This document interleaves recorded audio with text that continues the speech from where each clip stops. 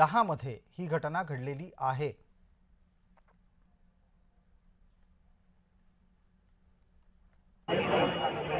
या प्रसंगाच्या नंतर तिथे असलेल्या परिस्थितीची ही दृश्य आम्ही आपल्याला दाखवतोय। नवी मुंबईतल्या या अपघातामुळे आसपासच्या परिसरात खळबळ माजली। आमचे सहकारी आणि प्रतिनिधी कविता लोखंडे आता आपल्यासोबत जोडले गेलेले आहेत। कविता, ही घटना नक्की कुठे घडलेली आहे आणि जखमींपैकी किती जणांची प्रकृती अत्यंत गंभीर आहे? नक्कीच प्रसाद सर, तळोजा सेक्टर 10 मध्ये हा भीषण अपघात घडलेला आपल्याला पाहायला भेटतोय।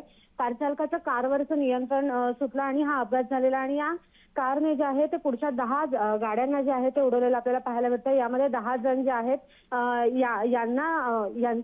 यांना जे आहे ते उडवल्याची माहिती जी आहे ती समोर आलेली आपल्याला पाहायला भेटते आणि याच्यामध्ये 2 जणांचा जागीच मृत्यू झालेला आहे आणि उरलेले जे 8 जण आहेत कविता, त्यांची याच्यामधला एक प्रकृती। तांत्रिक प्रश्न असा आहे की एका वाहनानं 10 गाड्यांना धडक द्यावी इतकी त्याची वेगवान गती होती का? आणि दुसरा मुद्दा, ज्यांना धडका दिल्या ते सगळे बाईक्सवर होते का?